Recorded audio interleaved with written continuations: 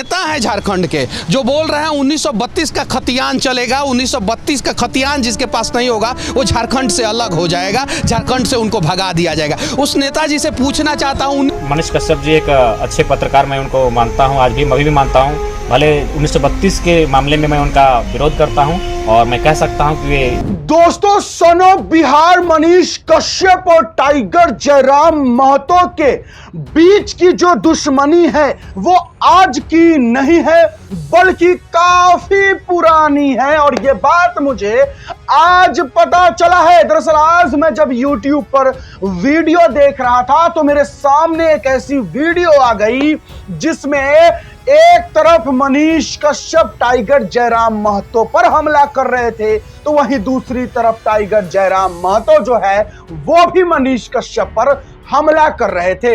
दरअसल ये वीडियो आज की नहीं है, ये वीडियो आज से 2 साल पहले की है और इससे मुझे समझ आ गया कि मनीष कश्यप और टाइगर जयराम महतो की जो दुश्मनी है वो आज की नहीं बल्कि 2 साल पुरानी है। जिस समय मनीष कश्यप पत्रकार हुआ करते थे और टाइगर जयराम महतो आंदोलनकारी हुआ करते थे, उस समय वो भी नेता नहीं थे और हमारे मनीष कश्यप भी नेता नहीं थे। आज तो मनीष कश्यप भी नेता बन गए हैं और टाइगर जयराम महतो तो डुमरी के विधायक बन गए हैं। हम आपको वीडियो क्लिप दिखाने जा रहे हैं, पूरा इसलिए दिखाने जा रहे हैं क्योंकि मेरे मन में एक बहुत बड़ा सवाल आ गया है। सवाल बहुत गंभीर है क्योंकि मैंने एक तरफ तो मनीष कश्यप जी का समर्थन किया है, एक तरफ टाइगर जयराम महतो का भी समर्थन किया है, लेकिन आखिरकार मनीष कश्यप जी टाइगर जयराम महतो का क्यों विरोध करते हैं और टाइगर जयराम महतो जी क्यों मनीष कश्यप का विरोध करते हैं? अब दोनों एक दूसरे का विरोध करते हैं, हम दोनों आदमी का सपोर्ट कर देते हैं। तो अब हम आप लोगों से अब ये सवाल पूछने वाले हैं वीडियो क्लिप दिखाने के बाद कि आखिरकार सही कौन है? सन ऑफ बिहार मनीष कश्यप सही है कि टाइगर जयराम महतो सही है? ये आपसे सवाल पूछेंगे, लेकिन हम पहले आपको वीडियो क्लिप दिखाएंगे ताकि आप समझ सके कि आखिरकार मनीष कश्यप किस बात पर टाइगर जयराम महतो का विरोध कर रहे हैं और टाइगर जयराम महतो किस बात पर मनीष कश्यप का विरोध कर रहे हैं। तो दोनों आदमी को पहले आप सुन लीजिएगा तब ना जवाब दे पाइएगा। तो चलिए बिना देरी किए हुए वीडियो क्लिप देखिए। एक नेता है झारखंड के जो बोल रहे हैं 1932 का खतियान चलेगा, 1932 का खतियान जिसके पास नहीं होगा वो झारखंड से अलग हो जाएगा, झारखंड से उनको भगा दिया जाएगा। उस नेताजी से पूछना चाहता हूं 1932 में जब खतियान बना था तो शायद झारखंड राज्य का जन्म नहीं हुआ था, उस समय ये बिहार राज हुआ करता था। इस प्रकार का विवादित मुद्दा नेताजी आप लोग इसलिए लाते हैं क्योंकि ये देश में लागू हो ही नहीं सकता है, क्योंकि अगर पाकिस्तान से भी कोई शरणार्थी आया है तो 1947 के बाद आया है तो लागू नहीं होगा, लेकिन विवाद होगा। और इन प्रकार के विवादों में जो है ना बहुत बड़ा बड़ा भ्रष्टाचार जो है वो छिप जाएगा, रोजगार का मुद्दा छिप जाएगा, महंगाई का मुद्दा छिप जाएगा, इसलिए इस प्रकार का मुद्दा उत्पन्न किया जाता है। देखिए, पहला बात, मनीष कश्यप जी एक अच्छे पत्रकार, मैं उनको मानता हूं, आज भी अभी भी मानता हूं।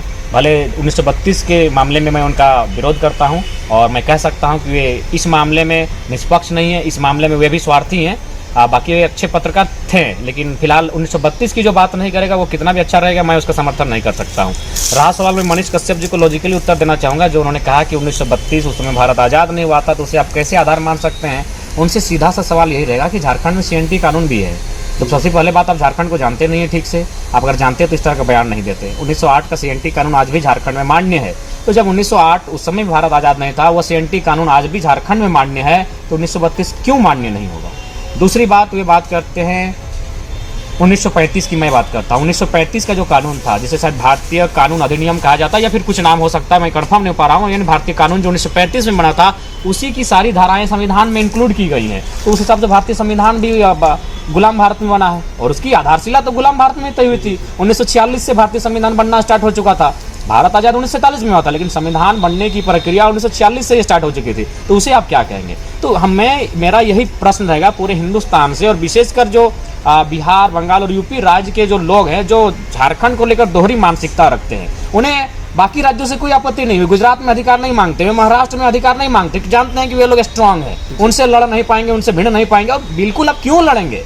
भारत अलग अलग राज्य, सेपरेट राज्य ही भारत की पहचान है। हम और आप सेपरेट हैं, आपकी अलग सेपरेशन है, मेरा अलग सेपरेशन है, आपका अलग गांव है, मेरा अलग गांव है, आपका अलग घर है, मेरा अलग घर है, यही सच्चाई है। लेकिन जैसे ही झारखंड की बारी आती है, इनके पेट में दर्द होने लगता है, क्योंकि ये चाहते हैं कि झारखंड कमजोर रहे, झारखंड का लूटना है। रही बात मनीष कश्यप से, मैं स्पष्ट करना चाहूंगा, यदि आपका मानना ये है कि बिहार, यूपी, बंगाल के लोग रहते हैं, विशेष कर चुकी मनीष कश्यप जी शायद बिहार मूल के हैं, कि बिहार के लोग झारखंड में रहते हैं, इसलिए उन्होंने अगर टिप्पणी किया है, तो मैं कहना चाहूंगा बिहार मूल के, यूपी मूल के सबसे ज्यादा लोग महाराष्ट्र में रहते हैं। आप जाइए महाराष्ट्र में पहले अधिकार मांगिए, नहीं मांग सकते हैं, क्योंकि महाराष्ट्र ताकतवर है, झारखंड कमजोर है, झारखंड लूटखंड है, झारखंड चारागाह है, यहाँ सबको यहाँ आंख दिखाता है। जिस भ्रष्टाचारी का बात कर रहे हैं, तो वो भी आए थे रांची, वो पूजा सिंघल का बात कर रहे थे कि झारखंड में बहुत सारे नेता और यहाँ के अधिकारी लोग भ्रष्टाचार करते हैं। तो जी आप भी भ्रष्टाचार का बात कर रहे हैं, वो भी भ्रष्टाचार का बात कर रहे हैं, फिर आप तो 1932 को लेकर उनका विरोध कर रहे हैं। जी भ्रष्टाचार भी मामला है, उसका भी हम लोग विरोध कर रहे हैं। 1932 भ्रष्टाचार को रोकने के लिए भी इसलिए कारगर होगा। देखिए पहला बात, भ्रष्टाचार कर कौन रहे हैं? IAS IPS कर रहे हैं। ये IAS IPS आ कहाँ से रहे हैं? सभी तो गैर राज्यों के हैं।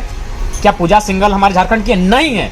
तो इसलिए जब 32 की खतियान होगी, जब झारखंडियों को प्राथमिकता दी जाएगी, झारखंड के लोग नौकरियों में, सेवा के पदों में आगे आएंगे, वे लोग जब नियोजन में अवसर लेंगे, तो थोड़ा सा भ्रष्टाचार धीरे धीरे कम होगा, क्योंकि उन्हें माटी के प्रति उनका प्रेम है, उनके झारखंड के प्रति उनकी कट्टरता है कि भाई हम किसको लूटेंगे, ये मेरे लोग हैं, ये अपने लोग हैं, इनको लूट के मुझे क्या मिलेगा। लेकिन चूंकि बाहरी राज्य के लोग आ रहे हैं, वे तो मैंने करोड़ों रुपया देकर यहाँ अपना स्थानांतरण कर रहे हैं कि हमको झारखंड, और विशेषकर जो कोयला औद्योगिक क्षेत्र है वहाँ आकर अपना तबादला करा रहे हैं, इसी उद्देश्य से कि भैया वहाँ हमको लूटना है, अच्छा धनराशि जमा करना है, फिर अपने राज्य में आ जाना है। तो निश्चय ही 32 एक अलग मुद्दा है, भ्रष्टाचार भी मुद्दा है, लेकिन ये पैरेलल इसको हम ले सकते हैं। अगर 32 लागू होता है, 32 के आधार पर नियोजन नीतियां बनती हैं, तो निश्चय क्या होगा कि जो काम करने वाले लोग हैं, जो नियोजन में बैठने वाले लोग हैं, जो पद पे जाने वाले, वे झारखंडी होंगे। जब वे झारखंडी होंगे तो झारखंड के हित में सोचेंगे, झारखंड की माटी के प्रति उनकी आस्था होगी, प्रेम होगा। लेकिन बाहरी राज्य के लोग यहाँ आते हैं नियोजन में, बड़े बड़े पोस्ट पर बाहरी राज्य के लोग हैं, तो भैया उन्हें हमारी माटी से कोई वास्ता नहीं है।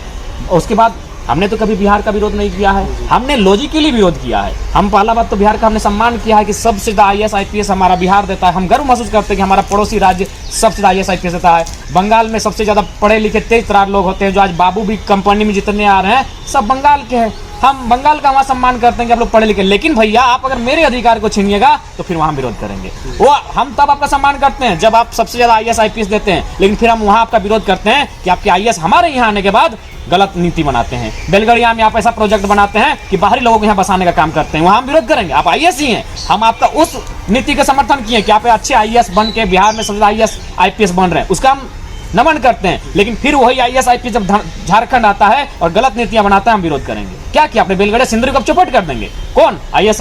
वो IAS कहाँ के? सब बाहरी राज्य के हैं। अरे भाई आप ऐसी नीति बनाइएगा, बाहरी को यहाँ बसाइएगा क्यों? सेपरेशन, डाइवर्सिटी, यही हमारी हिंदुस्तान की खूबसूरती है।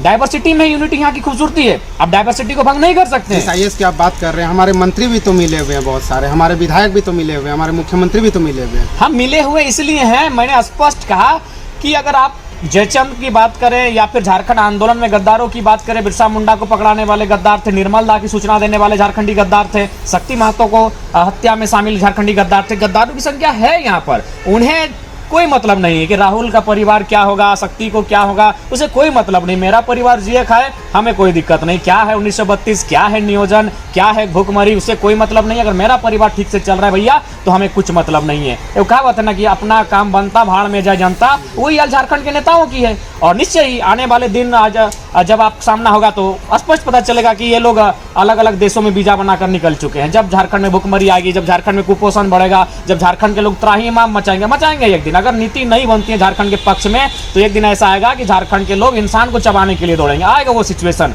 क्योंकि बहुत सिचुएशन खराब है झारखंड का। आप कहीं भी आज 3 महीना से हम झारखंड जा रहे हैं, मुस्कुराना भूल चुके हैं लोगों के दर्द को। कभी शादी में जाते हैं तो लोग बोलते हैं सेल्फी लेते हुए कि थोड़ा हंसिए, क्या बताएं भाई, दर्द से हैं। तो एक सिचुएशन ऐसा आएगा कि झारखंड के लोग इंसान को चबाएंगे, इंसान को नहीं पहचानेगा। वो सिचुएशन ना आए, इसलिए झारखंड के हित में कानून बनने चाहिए। हमने बिहार को डिस्टर्ब नहीं किया है, हमने उड़ीसा को डिस्टर्ब नहीं किया है, हमने बंगाल को डिस्टर्ब नहीं किया है, तो कोई झारखंड को डिस्टर्ब ना करे, इसके लिए कानून बनना ही चाहिए। भाषा आंदोलन खत्म हो गया क्या? नहीं, भाषा आंदोलन खतियान आंदोलन का रूप ले चुका है। तमाम आंदोलन जो झारखंड को रिफ्रेश करेगा, ये आंदोलन उस दिशा में जाएगा। भाषा खत्म हो गया, जो भाषा का लेकर लड़ाई हुआ तो वो भाषा खत्म हो गया? नहीं, भाषा भी अभी खत्म नहीं हुआ है। अभी भी अतिक्रमणकारी भाषाएं कुछ विषयों पर, कुछ जगहों पर शामिल हैं। पंचायत चुनाव के बाद क्या ये आंदोलन फिर से तेज होगा? बहुत तेज होगा। पंचायत चुनाव जिस दिन समाप्त होगा उस दिन हमारा आंदोलन अगला दिन तेज होगा, अगले दिन बड़ी बड़ी कार्यक्रम देखने को मिलेंगे, हड़तालें देखने को मिलेंगी। बस पंचायत चुनाव समाप्त होने की देरी है, बाकी हमारा शेड्यूल तय है। धन्यवाद, इतना समय, कीमती समय देने के लिए आपको बहुत बहुत धन्यवाद दादा।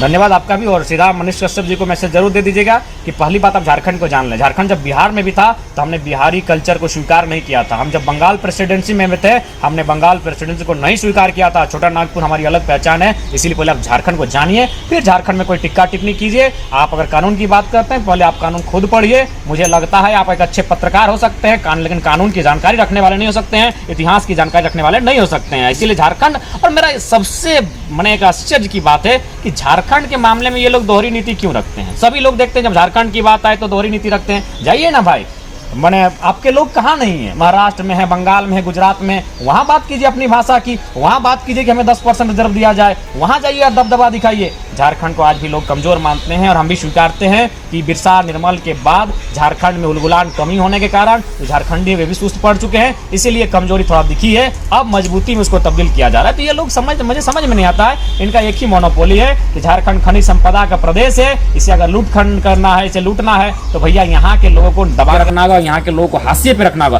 पहले तो बीजेपी और कांग्रेस करती थी कि झारखंड के लोगों को बढ़ने नहीं देती थी, अब ये पत्रकार भी अनाप शनाप बकने लगे हैं। जिस मनीष कश्यप का बात कर रहे हैं उसका यूट्यूब में 3 मिलियन फॉलोवर्स है। एक बात बताइए, किसी का 3 मिलियन फॉलोवर होने से वो महान नहीं बन जाता है। अंग्रेजों ने भी 200 साल राज किया था, क्या वे महान कहलाएंगे? नहीं। जब कभी कभी कुछ चीज़ें आपका कोई और एक है जो अश्लील वीडियो बनाता है, उसका भी तो मिलियन में फॉलोवर है, तो क्या वो इंसान सही है? मैं नाम नहीं जानता हूँ, बच्चा लोग बोलता है। तो मिलियन फॉलोवर होने से वो व्यक्ति नहीं हो जाता, उसके पीछे हो सकता कोई मोनोपोली काम कर रहे हैं उसको फेमस करने के लिए, तो ऐसा भी हो सकता है। बाकी फेमस हो जाने से, आपको फॉलो कर लेने से, और वैसे भी आज तो जो लोग नेगेटिव अश्लील वीडियो बनाते हैं उनको देखें बहुत सारे व्यूअर मिलते हैं, तो ऐसा व्यूअर्स होने से, फॉलोअर होने से व्यक्ति महान बन जाए, व्यक्ति सच्चा बन जाए, ये जरूरी नहीं है। चलिए, अब आप वीडियो क्लिप देख चुके हैं तो समझ गए होंगे कि दरअसल मनीष कश्यप जी का कहना है कि झारखंड में 1932 का खतियान क्यों चलेगा।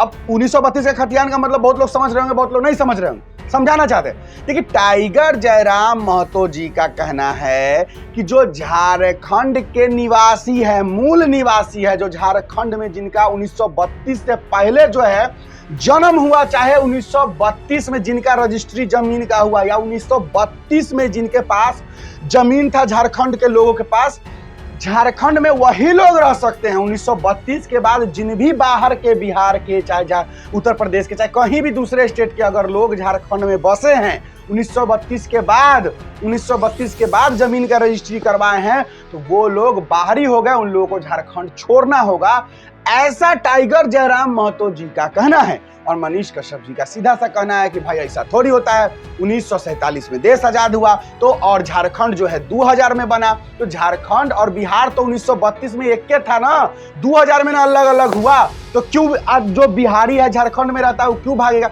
मतलब लड़ाई यहाँ पर जो है टाइगर जयराम महतो जी का अपना बात है कि यहाँ पर जो झारखंड के ही लोग हैं उन्हीं लोगों को नौकरी मिले, उन्हीं लोगों को सब कुछ मिले, सेवा, जो अधिकारी हैं चाहे किसी पोस्ट पर हैं वो सिर्फ झारखंड के लोग रहे और बाहरी नहीं रहे। और मनीष कश्यप जी का नाम है कि ऐसा थोड़ी होगा, झारखंड और बिहार एक था तो क्यों नहीं बिहार के लोग भी झारखंड में रहेंगे? तो ये है इन दोनों का अपना अपना बात।